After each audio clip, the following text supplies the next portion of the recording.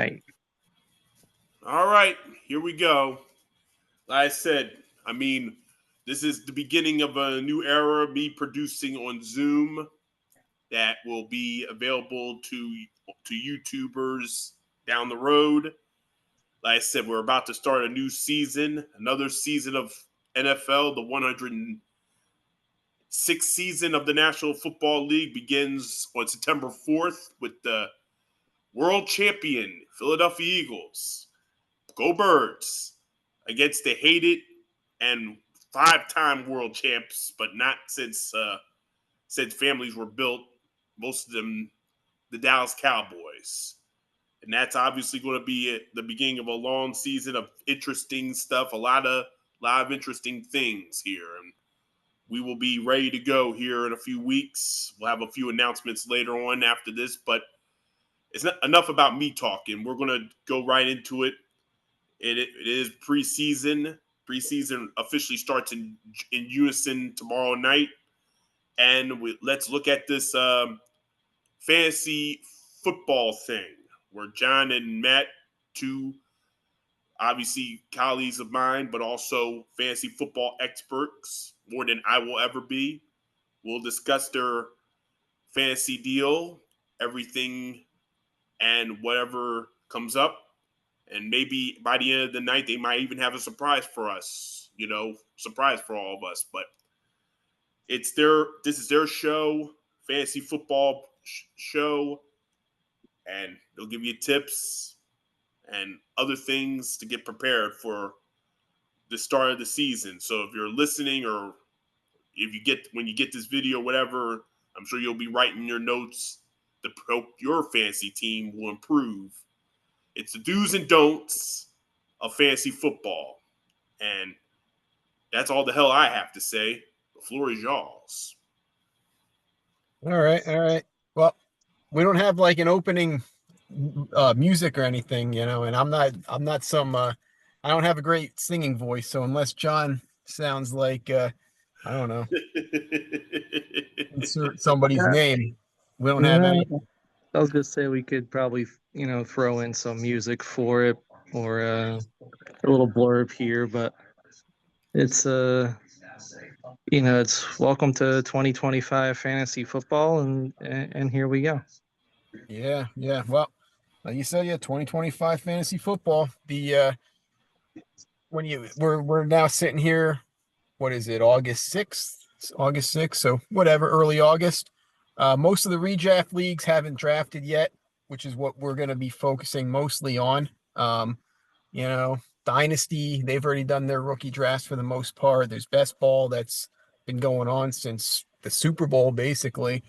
But you know, we're gonna focus mostly on redraft leagues, and I might be if John, you have a little bit to throw in, go ahead. I might throw in some dynasty information here and there, and we'll do that. But yeah, yeah. So here we are, man. Training camp's already started. There's buzz. A lot of players are making noise. Some good noise, some bad noise. Some guys, rookie running backs out there that are still unsigned because they got legal issues.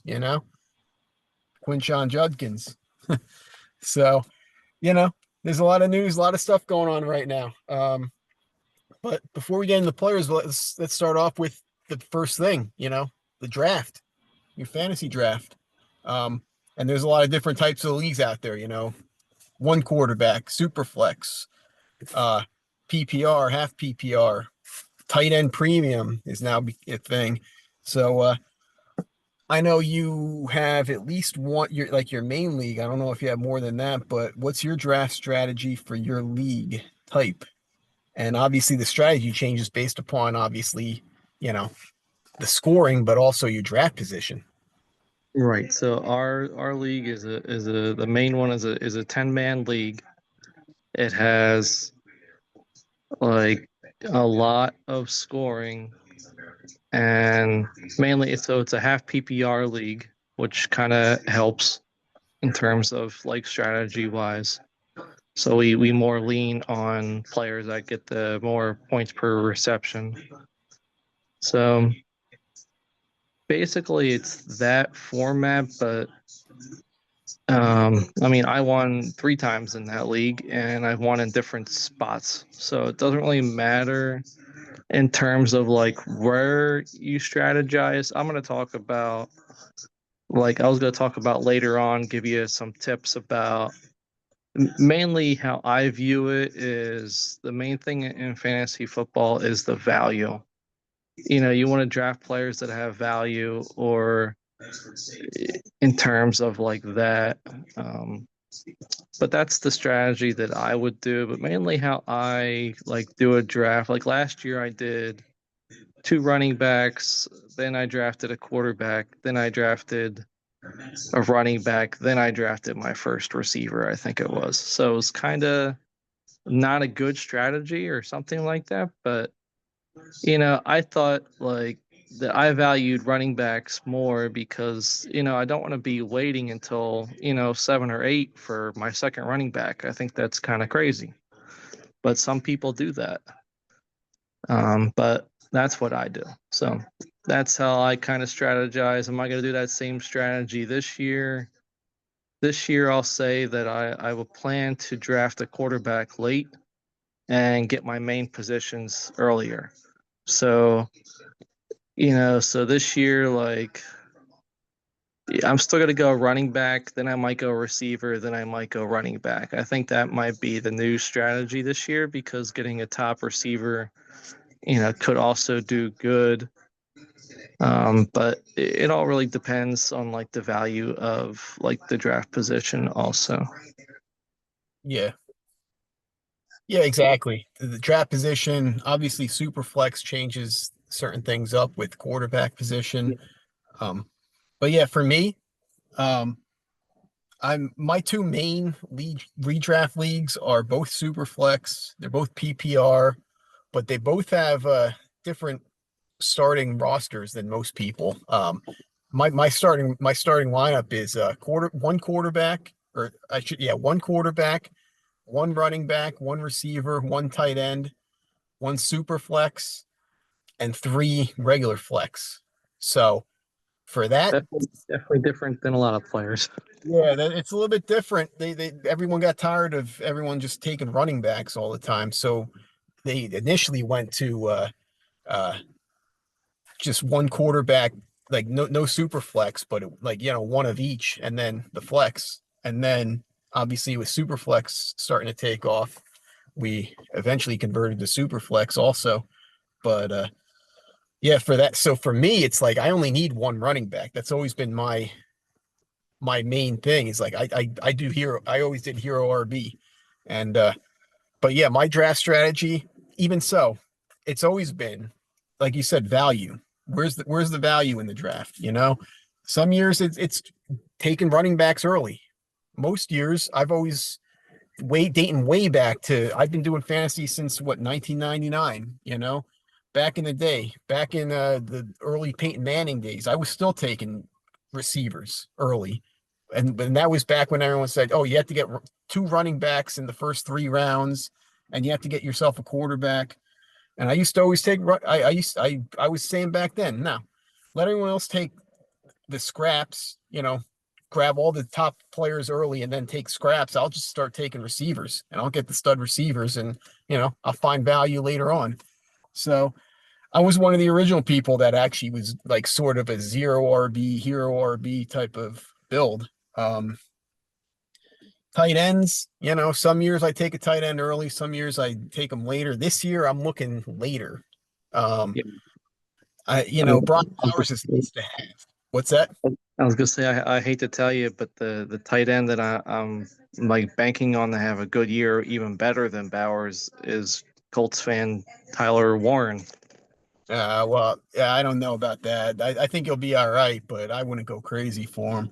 I mean, I know Richardson's looking pretty good in training camp, but I wouldn't. That doesn't mean anything. I know exactly, but I do have Colts player I'll be talking about later. Yeah. But yeah, either way, yeah. So tight ends this year, I'm waiting. I'm more than happy to have like Tucker Kraft, maybe another younger guy. Isaiah Likely's a guy I've always been high on, but now he's injured. But either Yeah. way, um, I've been waiting on tight ends. I always wait on quarterback, even super flex. I'm the last person to take quarterback, man. I always find guys. I don't even worry about it. You know, most mock drafts. I don't know if you've been doing mock drafts at all, but most super flex mock drafts, I'm grabbing 3 receivers in my first 4 picks. This year I'm going back to hero RB. I'm getting 1 running back, and a lot of times it's one of the old men, Derrick Henry, Christian McCaffrey, which is a little bit dangerous going hero RB with McCaffrey, but I always make sure to get Isaac Garendo.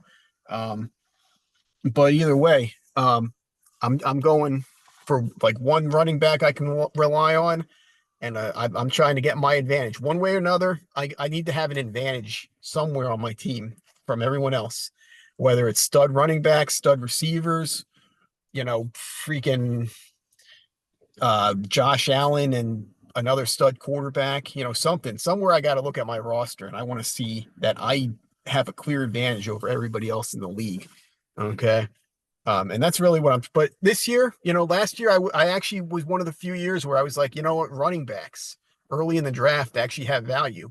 And they actually did, outside of Christian McCaffrey, who I took off my draft board way before the draft. Once he was injured, I was like, nah, I don't want anything to do with him. But everyone else, Saquon, Derrick Henry, all those guys, and they like, especially the old running backs, they came out and had big years. But this year, I think it's back to receivers this year for me. Yeah, I mean, it kind of like depends with my league, but I still think drafting a running back's the way to go. So maybe I'll do running back, receiver, receiver. Maybe that'll be better. Yeah, it all depends. It also depends on your league, Once if you're in a league where everybody goes crazy for a certain position, um, you might have to try to stock up a little bit earlier, or you might just say, screw it, I'll just let them go crazy for that position and I'm going to load up somewhere else. I know in both those super flex leagues that I'm in, most super flex leagues, people go crazy for quarterback in the first 3 rounds, but I know in those 2 leagues, those guys don't go anywhere near as nuts, So I know I'm going to be able to get, say, for example, I still probably will be able to get, like, say, Drake May, um, Yes. I don't know, say Stafford if he's healthy, and Michael Penix. And to me, I'm fine with that. Some people may be, oh, that's not good enough. No, that's more than good enough when I rock in Jamar Chase, Drake London, and McConkey. So, But yeah, okay. the last thing with that, I mean, in terms of like the way that we're talking value, it's like the last thing, like I'll help somebody with like, one of the keys to dominating a draft basically is to have flexibility. That's what I really meant to like hit on. Definitely. Hey, if somebody starts dropping or if there's a big run and you need to adjust your strategy, always adjust it, but nonetheless, like you said, both of us, it's all about value, man. If you think you can get value somewhere at a position or a player, whatever, go for it, man. You're picking, say, 11th in a 12-team league, and your pick is up in, say, whatever, round 5, and you don't have a quarterback and you need one, but you look at the team that's picking 12th and he's already got 2. Grab yourself whatever, a receiver or running back, before you take that quarterback, because that guy's not taking another one. Yeah. Just so try to stay ahead of it. But yeah, okay. So draft strategy over. So let's get into some players. Okay. Why don't we start with some overvalued, undervalued players here? And everyone likes to talk about undervalued. So let's start with any players that you think are overvalued. So, I mean, I know you're going to have a lot more than me. Right now, I kind of only have 3 overvalued. And my overvalued players The first one's gotta be Jared Goff of the Lions. Second one's gotta be Tyreek Hill of the Miami Dolphins. And third is T. Higgins of the Bengals. Okay. I actually like T. Higgins this year, man. I mean, he obviously his big thing is whether or not he's healthy. So I'm always somebody that likes to do a coin flip, man. I'll take a chance on an injured guy. You never know. You never know. A lot of there's players out there that are injured their whole career, like I don't know, Percy Harvin, but there are also those guys that get injured early a lot and they get that injury prone label. And then towards the middle of their career, they actually start to become more durable, whether it's, they change their routine, stay healthy or whatever. Fragile Fred Taylor was one of the classics. He was always injured, and then all of a sudden, middle of his career, he actually strung together a bunch of healthy seasons. So, I was just say, I mean, well, we know the Bengals are not going to be that good on defense. So I guess them being more of a scoring offense, they might make two receivers, Chase and T. Higgins, like top 10 receivers. So, yeah, well, that's a good point, man. I mean, their defense is so awful. They're yeah, gonna have to score a lot of points, and they're who gonna else have would they're gonna have have to- they're gonna have to throw. Yeah, so it's literally Chase and T. And hey, if Chase goes down, T. Higgins is he was the number 2 receiver in fantasy last year in points per game, right Yep. behind Chase. So Yep. if Chase were to actually get injured and miss a couple games, T. Higgins goes through the roof. Yep. But hey, you never know, man. You never know. Now, for me, I got 3 overvalued for you, and some of these aren't. Well, one of them might get some people upset, but I'll save that for last. So my number one overvalued I have is JSN, Jackson Smith and Jigba. He's a guy that has. See, he's a really good receiver. I'm not saying he's not good. He's good, but he's not Getting great. overhyped. Getting Yeah. overhyped right now. Way overhyped, man. I mean, I'm sorry. I know last year he placed as the number 10 receiver in fantasy, but it was more so because he was healthy. Well, and he was Yeah. good, but it was more so he was healthy all year. There was a lot of those top receivers that got injured. He really placed 17th in PP in points per game. Okay. So I mean, I think he's right in that range of 14 to 20 on a yearly basis going forward, and that's going to be good. But when people are valuing him as a wide receiver 1, there's so many people out there, JSN fans, talking him up as like the wide receiver 1, top 10 receiver, all this. I just think he's a little overhyped.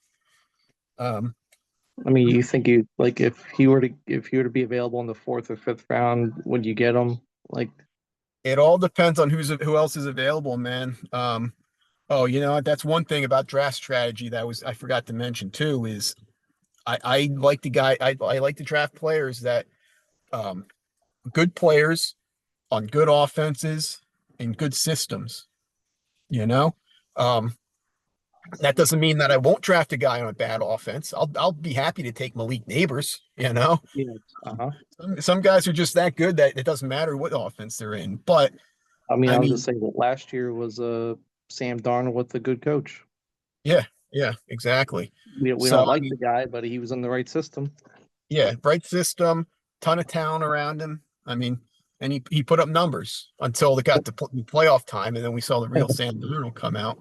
But yeah, I mean that's usually my tiebreaker, to say the least. That's my tiebreaker. So if I go into the draft and I'm on the board and I'm going to grab a receiver, and my top receivers are say Malik Neighbors and Puka Nacua. I'm sorry, my tiebreaker is Puka because he's in Sean McVay offense. He's assuming Stafford gets healthy. He's banged up right now. Assuming Stafford's healthy, he's got a way better quarterback, way better supporting staff, way better offense. I'm sorry, I'll take Puka over Malik Neighbors in redraft any day. But that sort of brings me to this point for JSN. You asked me about that. It kind of depends on who's on the board. I'm taking T. Higgins over JSN. Yes. Right off the bat, and he's valued lower in APR. So, I mean, I do have JSN valued lower than most people even though I think he's a good player, I just have him valued lower. Um, And another they don't have Geno Smith this year. Oh yeah, well, I mean, they got Sam Darnold, and if Sam Darnold goes down, they got. I like Jalen Milroe. I'll talk about him for a minute, but I mean, he's a rookie that's got throwing issues to start, so I wouldn't expect him to throw for 300 yards a game if Darnold goes down. No. So then my second overvalued, Caleb Williams, and he's not even super overvalued, but I just think he's such a fraud. Okay, I'm telling you. And everyone's pumping up the Bears. A lot of these Bears players. I think it's more so Bears offense in general, other than Rome Odunze. I think this Bears offense is going to be a major disappointment, including Caleb Williams. I think Ben Johnson, he's a really good offensive coach, but do these players really fit his scheme other than Rome Odunze? I don't really think so, man. I mean, his whole scheme is like precision, timing based stuff. These guys have to be in the right place at the right time. The quarterback has to get the ball out quick, you know. And a lot of people are out there saying, "Oh, he adjusts his scheme, all this." But you know what? He adjusts certain things, but I don't think he's going to adjust that. I mean, Caleb Williams, I think he's a fraud anyway, but he's a guy that holds on the ball a long time. He tries to play hero ball. He tries to improvise. He's not Jared Goff. They're complete opposite quarterbacks.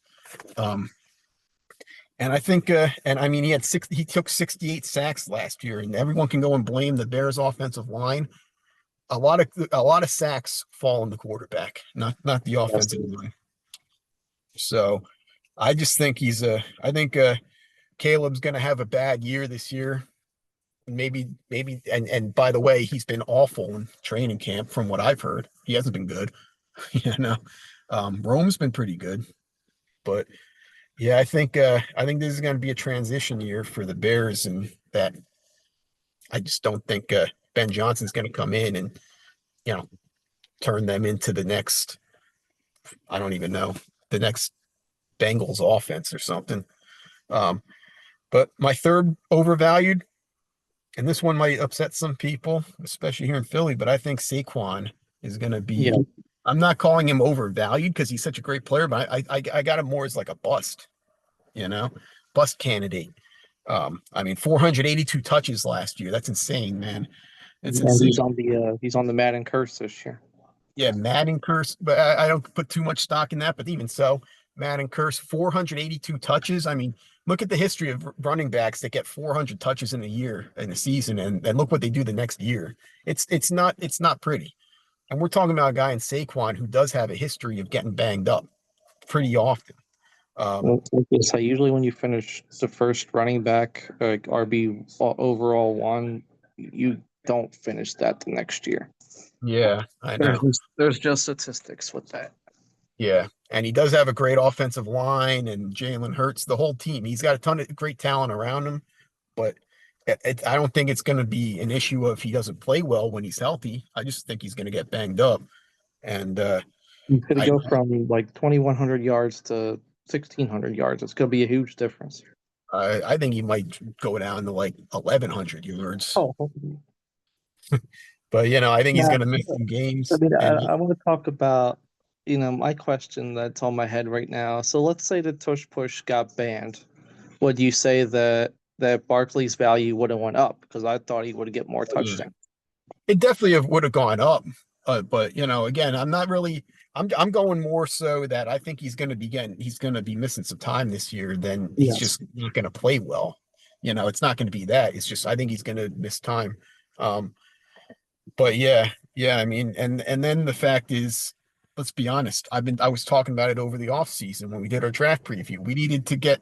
We had a historic draft class for running backs, and we got nothing. We got no depth. We got Will Shipley. Will Shipley and AJ Dillon we're banking on. Yeah, AJ Dillon. I mean, come on, man. I mean, that's what we're running out there behind Saquon. But that means Saquon's going to have to be touching the ball 25 times a game again. Yeah. And, it's just a matter of time. I don't even think AJ Dillon got like the past 3 seasons. I don't even think he's averaged 400 yards. Yeah. Right. Yeah, he's AJ Dillon's a bum. But okay, so let's go over to undervalued players. What do you got? Couple players? I mean, right now I have none, but an undervalued player.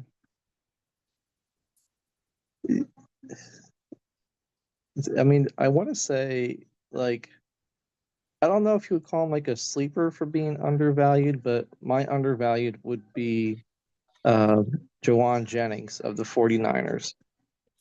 I think Okay. look like the reason why I say that name is because you know you got AU coming off the ACL. You don't know how he's gonna do. You have Pearsall. You have this like. I just think like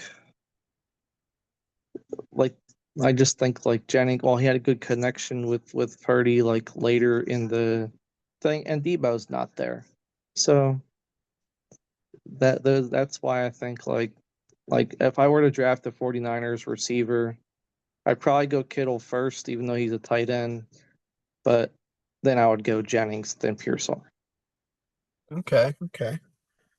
Yeah. So for me, I mean, the way I wrote it out is undervalued versus sleeper, because to me, a sleeper is a guy that's like going in the 10th round or later. Yeah, But an undervalued guy could be a higher ranked guy that you think is really going to break out. So I kind of I took maybe a one higher ranked guy and a few mid ranked guys and a couple later round guys just to kind of even it out. Um, but right off the bat, undervalued at running back, I got three running backs here. My number one, I shouldn't say my number one highest ranked guy, but like one undervalued is Ken Walker. Um, he's the RB 15 on on Fantasy Pros rankings. I don't know what his ADP is. I kind of just went with Fantasy Pros rankings, but he's an RB 15. But he's going to that system that Clint Kubiak system. He's going to be the bell. They're everything that they're saying. He's going to be the bell cow back. He's going to be getting a lot of touches. When he's healthy, he puts up numbers, man. He is a top 12 running back when he's healthy. Right now he's healthy. Um, we'll see what happens, but this team is really high on him. They're really talking him up. I think he's going to end up as a top 12 back, possibly even top 5. So I do think he's underrated. But you also have to be willing to take that risk that he gets banged up and misses 5, 6 games. well then they got Charbonnet, but then well Yeah, you got to look at their quarterback perspective. They got Darnold and Naylor. yeah, yeah, That's what I mean. They're going to be relying that they're going to be heavily relying on the running back game. yeah. I mean, look at what Clint Kubiak did last year with. I mean, Alvin Kamara is a great running back, but you know, he was the only player on that team, and he produced, man. I mean, one thing we know about I mean, Kubiak some is, people say like even Kamara's undervalued, but do I agree yeah, with that? I kind of do because Kamara's got a couple years good years left in him. yeah, yeah, definitely. I think so. And I got a lot of undervalued players, but I kind of broke it down to 5. But my next running back is sort of a mid type guy. Caleb Johnson, rookie. I like this kid, man, and he's another guy that's he's gonna get a ton of volume. It's one thing when they drafted him, like Tomlin was talking about, he can handle a high workload. Um, I mean, Jalen Warren is a bum. They've shown us they don't trust him, they don't like him. Um, Now they got Arthur Smith in there at offensive coordinator. I mean, I know everyone knows he's a bum, but one thing he's gonna do is he's gonna run the ball, and his system, that wide zone system that he runs, I mean, that's the exact system that Caleb Johnson ran in college, which is the exact system his skill set is suited for. If you put him in a different system, he probably wouldn't be that good. He is a slower player. He's not a fast running back, but for that system, he's perfect for it. And I think they're going to be giving him the ball 25 times a game. And we know the Steelers ground and pound, play defense, even with Aaron Rodgers there. And Rodgers, 500-year-old Aaron Rodgers, you can't have him throwing the ball 30 times anyway.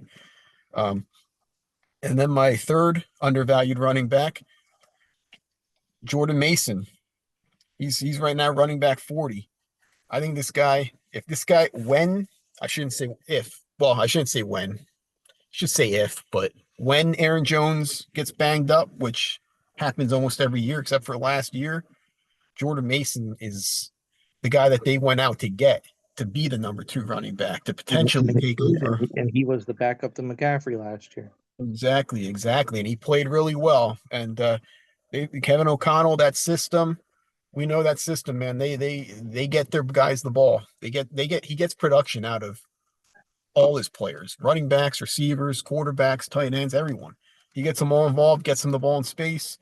I think Jordan Mason's going to have a really good year once he gets a chance to be in the starting lineup. And I just think Aaron Jones is old.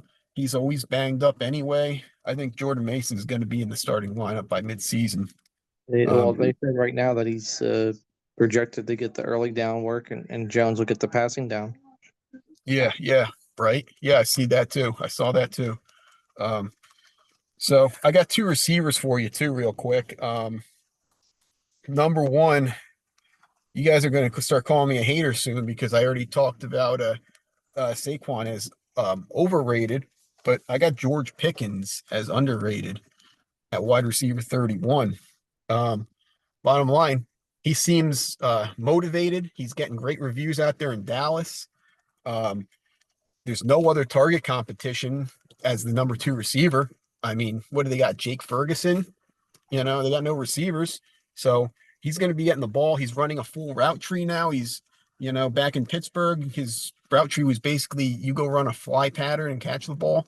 But he can actually run a full route tree. They're going to have him doing a lot more stuff. And he's working side by side with CeeDee Lamb, learning how to be more professional.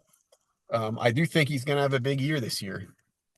And then my other wide receiver that's underrated is go out to your Colts out there is Josh Downs, and you talk about him. This guy just gets open, man. And I mean, just look at the advanced metrics of of the numbers that he's put up, man, over the last couple of years. I mean, the guy just is always I mean, if you took if you took the advanced metrics, put him into another receiver and just said, here, this is where he ranks like 7th here, 7th there. I mean, he would look like a top 15 receiver in the league.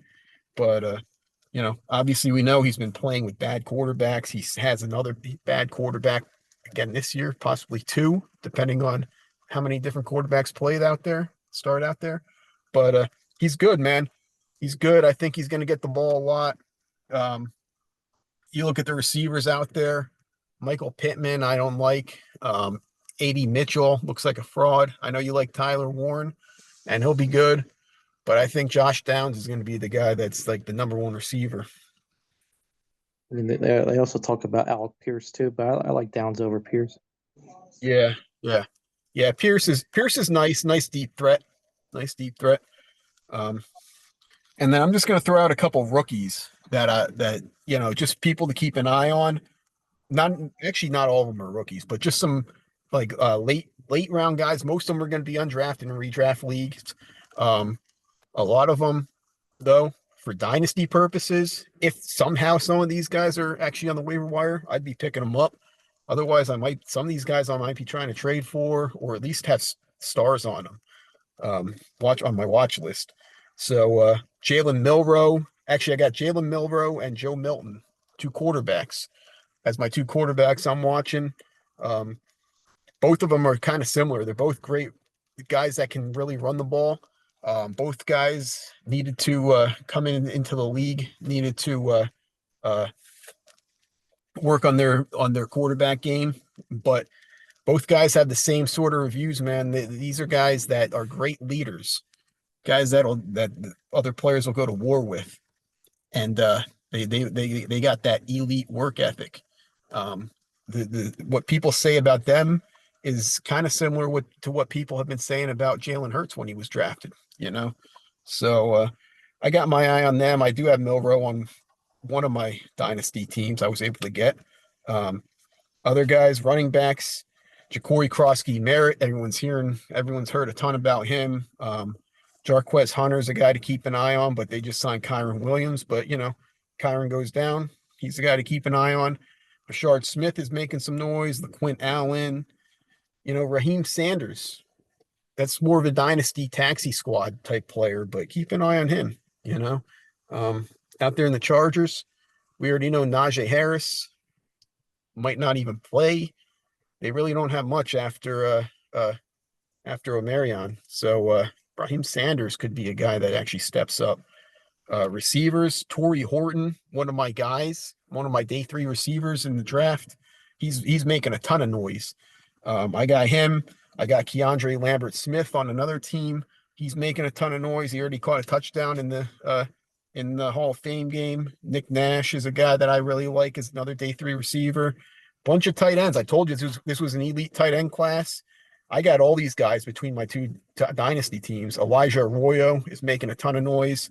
Terrence Ferguson, Oronde Gadsden's making a ton of noise. Gunnar Helm is getting great reviews. So just a couple names to throw out there. So I don't know, do you do a lot of mock drafts or do you even mess with them? I mean, at the beginning, I do a lot of mock drafts. I might even do a couple tonight or tomorrow, or whatever. Okay, so if but, no, I was gonna say, but like, but I just do it based on like my settings. Yeah. yeah, exactly. So then going based on that, if you do a bunch of mock drafts, you always find that you're drafting certain players a lot. So Yeah. who's the guy that you're taking late that like you and late in the draft that you always seem to be taking? Always seem to be taken. I'd say for quarterback, probably late is probably a name like Drake May or somebody like that, or like for receiver could be like Trey Harris of the Chargers. He's making a lot of noise too. Stuff like that. It's like, I mean, another one too, like a really late where you could get like maybe with the last pick is Keon Coleman of the Bills. Okay. It's like those kinds of names.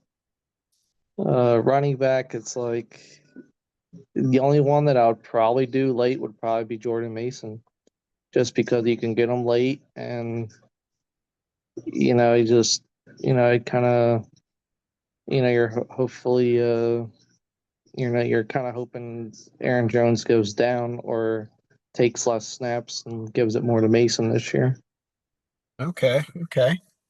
Yeah, so for me, I just there's a ton of players, but I came up with one that I seem to be taking a lot and late in the draft, and this is in super flex league, so like Drake May and those guys are long gone for me.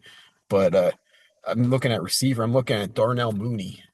Yeah, He's banged up right now with the shoulder. He'll be healthy by the start of the season. But I right had, now, I had picked him up last year. He was good. yeah, he was good. That's what I was just gonna say. He's right now he's wide receiver 48.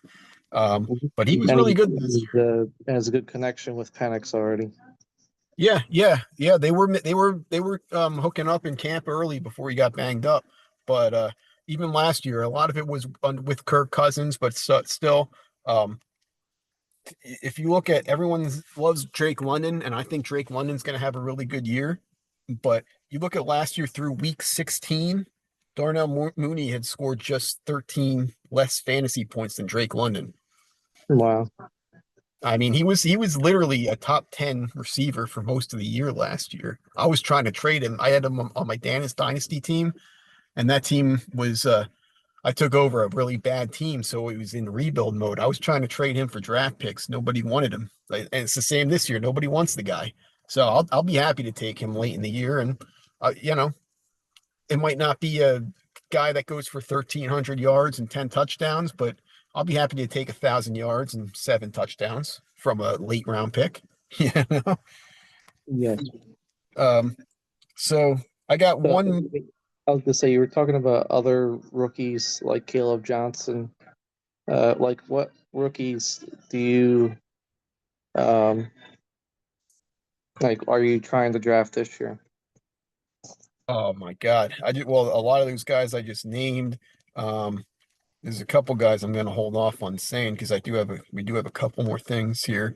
I don't want to say anything about them, but a couple guys. I mean, everybody wants Genty. I'm not even gonna get into him.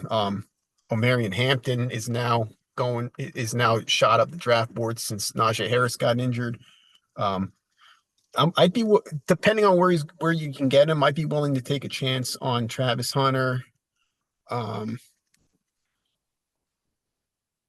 but yeah, I mean, I really like Ja'Cory Crosby Merritt. I liked him before he broke out. Like, I mean, I had him on my team. I drafted him so early in my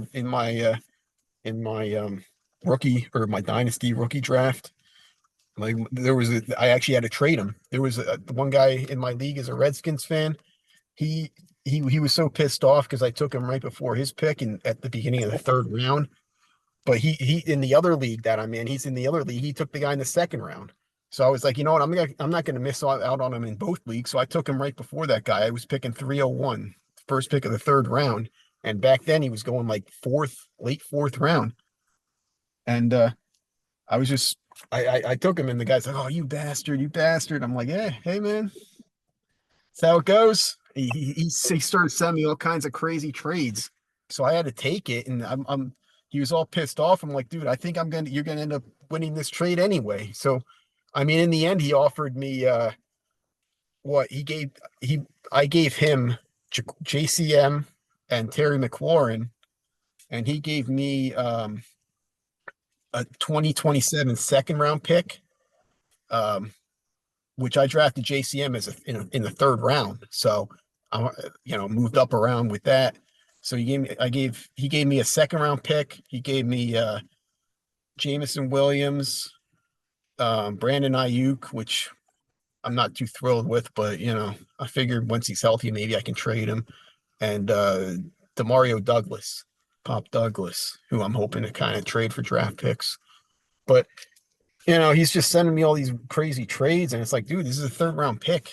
I like him too, but but now he's tearing up in camp, and now his stock is through the roof. But yeah, that's one guy I really liked. I was gonna say all those people that we just named for rookies, I would want to draft too. One guy I watch on YouTube, and he keeps on bringing up a guy named Thornton on the Raiders. Thinks he's going to be pretty Yeah. good. Yeah, he's tearing up in camp. He's tearing up. Mhm.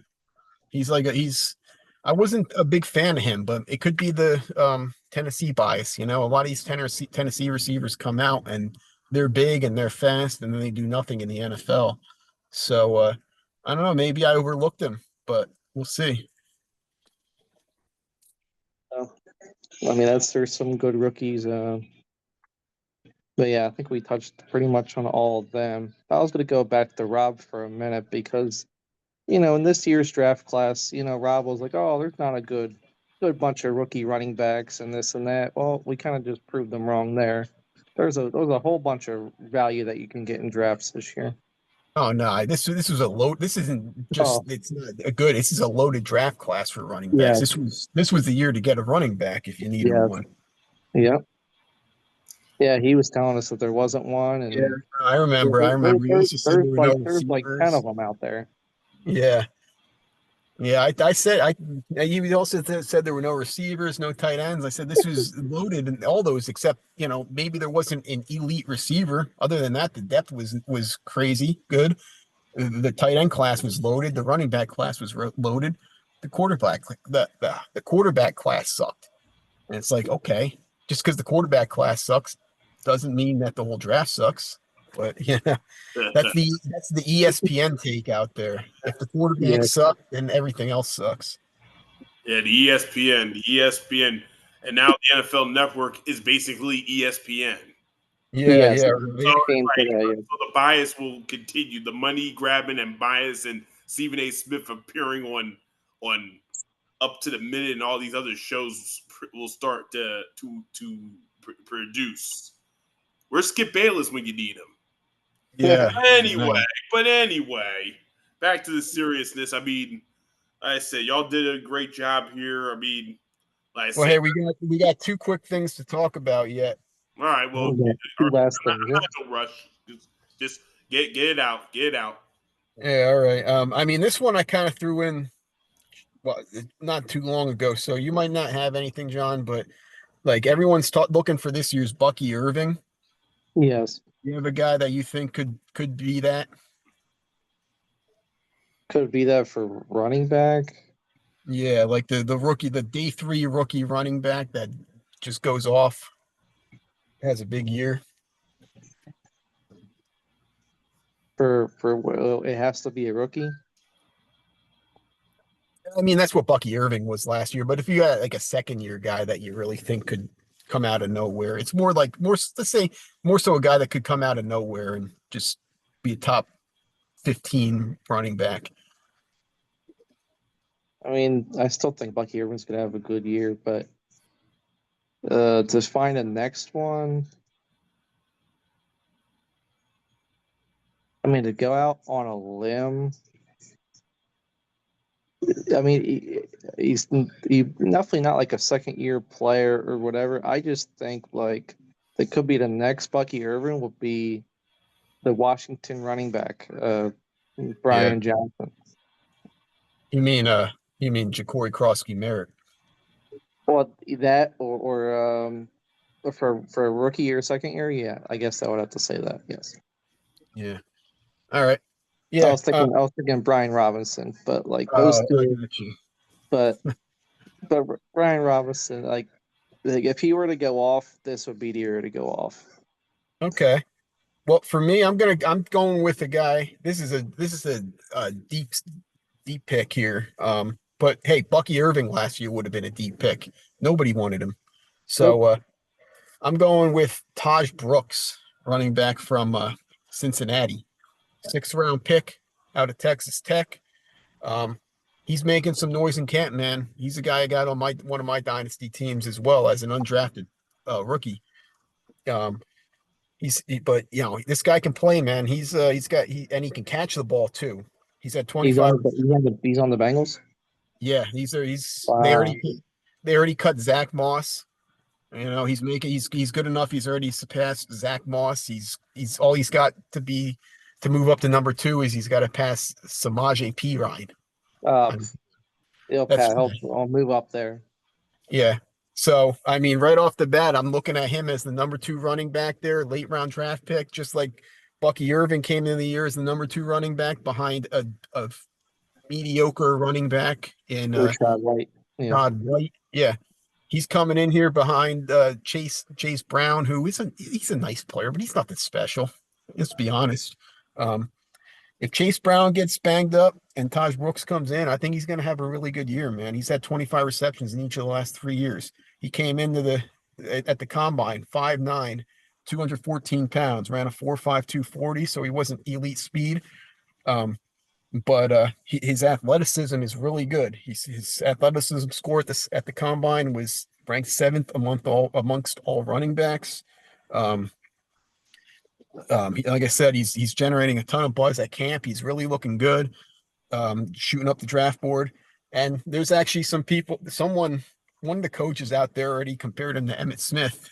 You know? Yeah. So, but he is looking good, man. Even with the crazy comparison, he is looking good. So, that's a guy. That's a deep sleeper there. Maybe not. He won't draft him in redraft, but put him on your watch list and keep an eye on him. So one last thing to talk about here. I said I need at least one bold prediction, man, for the season, for the fantasy season. One bold prediction. If you have more, go ahead. Well, I mean, you kind of hit it on earlier. I was thinking my bold prediction is Saquon won't finish more than like he'll finish less than a top 5 fantasy running back. Okay. But even though I'm not hating on any Eagles players or whatever, I just think like the workload last year, it just kind of lined up for him to do that, but he's not going to have the remarkable season he had last year. And then another one, I think I said it before, but the 49ers offense will score fantasy better numbers than the Colts. Oh, well, I wouldn't call that bold, but all right. I'm going to give you two, and these are real bold, I think. Okay. Right off the bat, I'm going out to Tennessee, and I know I've said I don't really like drafting. I prefer drafting good players on good offenses, but I'm going to Tennessee, and I think they are kind of going to be an underrated offense. But I'm going to Yes. go Tyjae Spears becomes. I actually originally had as a top 15. I'm upping it to top 12 running back this year. Okay, he's when you look at what he's done so far in the league, he's been injured a lot. That's what's keeping him down. But Yeah, well, that's what Pollard also. well, I'll talk about him in a second too. But I mean, right off the bat, Tyjae Spears is one of the most, if not the most elusive back in the league when you watch him play. He's a better running back than Bernard than Tony Pollard. Pollard's a bum. Let's be real. He's just another, Rashad White, just a guy that can go out there and take some touches and get you 3.5 yards per carry. Now last year, Spears, he was injured. He came into the season. He kind of had an attitude. He got in the doghouse early. Didn't get on the field much. Got banged up a lot. Hamstring, ankle, concussions. But he finally got a chance to play in week 16. Week 16, he put up, or I should say, no, week 15, I should say, he put up 27.2 points. Running back 3 on the week. Week 16, he put up 21.6, running back 10. Week 17, 13.3, running back 12. So the 3 weeks that he actually got a chance to really get touches, he was a top 12 running back or higher each week. 2 years ago, when they still had Derrick Henry, Henry was, if you remember that year, Henry got all the early down work, and Spears was the receiver. So he can catch the ball too. He had 9th in targets, 14th in yards per reception. This is amongst running backs. 9th in targets, 14th in yards per reception, 11th in yards per route run, 6th in yards per touch, 26th in yards per carry. That in 2023. So I mean, he placed really high. He was a top-notch receiver, and he can run the ball. Okay, and he's this year. Callahan even came out and said he's been amazing this offseason. He's been working hard. I think he's out of that doghouse. I think he's primed to really take over that number 1 running back role and run with it. My other bold prediction is Emeka Egbuka, the other rookie who's really tearing up. This is why I didn't say anything about him when you just a minute ago when you asked me about rookies. He's going to become this year the number 1 receiver in Tampa, ahead of Mike Evans, ahead of Chris Godwin. Everyone's gushing over him. Everyone on that team, Mike Evans, Chris Godwin, Baker Mayfield, the coaching staff, everyone just constantly praises this guy. Everything he does, his route running, his athleticism, his intelligence, his work ethic, everything this guy does, like everyone's just gushing over him. Mike Evans is getting older. He was banged up last year. He's getting old. He at some point he's going to regress. Chris Godwin, he probably isn't even going to be playing at the beginning of the year. Who knows when he's going to be back? He just had another ankle surgery not too long ago that wasn't even planned. Like it's just he's from that ankle injury that he had last year. That was a major injury, and he doesn't seem to be healing from it very quickly. And then Jalen McMillan's good, but he's not on the level of Emeka Egbuka. So Egbuka, he's the wide receiver 49 right now. He's another guy that I would say is undervalued big time. I think, but like I said, I think he's going to become the number 1 receiver in Tampa. All right. Well, it's funny, Matt, you bring up bold predictions because even though we're not going to go deep into our season preview yet of things, there is something new coming to the look back this season on our big show, not on the Eagles show. The Eagles show is no BS. That's our deal. No BS. 30 minutes, Eagles talk, the four of us, obviously along with Kwame, in and out, and then to the long show.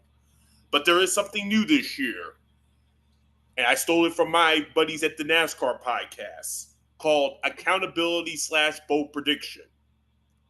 And what the four of us is going to do, along with Kwame, is every week we will make one prediction that we and this is how it's going to work. You can do a long-term a prediction of what will happen this season, or you could do what's going to happen during the week this coming up, and there's going to be a point system that I'll explain even more, but I'll explain that in the live show. In the preview show, but I'll give you like an example because we're going to start this at the preview show. I'll give you like an example. Like, okay, like you said, Saquon doesn't. No running back has ever gone for 2,000 yards in back-to-back years. It's never happened. So I say Saquon will be down to 1,500 scrimmage yards for the year. Like that's like a long-term prediction. A short-term prediction is, okay, the Eagles beat the Cowboys 31-30. Like, we're only making one per week between the four of us. But I'll explain it more during the preview. But that's something we're doing new this year on the look back. Okay. And it will be between the four of us because the winner of this, and I'll get into it next week. In 2 weeks. But we're doing bold predictions every week on this show, or accountability.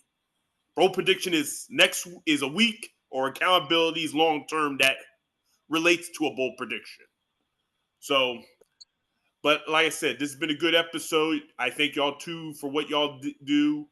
Obviously, on August 20th, exactly 2 weeks from today, the day after my birthday to me, happy birthday to me early. We are doing our NFL preview show. It will be us three. I'll obviously have my ass and Bob, not in the background. Kwame and Kenny will join us, and we will discuss the season. We will discuss the divisions. We're going to discuss we'll predict who will win every division, and we'll get into a lot of the other stuff I have put together as the season gets near. And then obviously on September 4th, we will do our preview. We will do our awards or our predictions of who will be league MVP and all that. And John, your buddy Paul Foy, as of now, is slated to be our first special guest of the season since it is Cowboys week. And I thought the game is on the 4th. We would have to do it on the 3rd. On the September 3rd. Yes. My bad, sorry. September 3rd. And your boy Paul Foy should be slated to be our special guest, our first one of the season. Yes, last year he was, too busy to come on last year, so hopefully this year he can make some appearances. Now, is he going to be available? You got to let him know September 3rd. Yeah. September 3rd, and no excuses. Find another Cowboy fan of yours. I know you know a couple of them. But anyway, like I said, we will obviously get into the season. We will obviously, like I said, we'll have a lot more to put together. Yeah, we didn't have any music. We will have music, especially when we get into all the other shows. And like I said, we're going to have a hell of a year. Special guests, new special guests. We'll have theme shows. We can have some surprises. Like I said, I know, John, even though you haven't said anything, you're looking at an Eagles insider to come on here one week. I'm still hoping that my buddy Sean would be the biggest one because he's not just an Eagles fan. He has connections to the organization that none of us have. So, but obviously we will get to all that when we get into our preview special, the NFL preview. And we're doing it a week early because some of us have stuff to do and vacations. We have to make sure everybody's on board. We don't want nobody to be left out here. So August 20th, we will be doing the preview special. Details and time will be discussed in the coming days.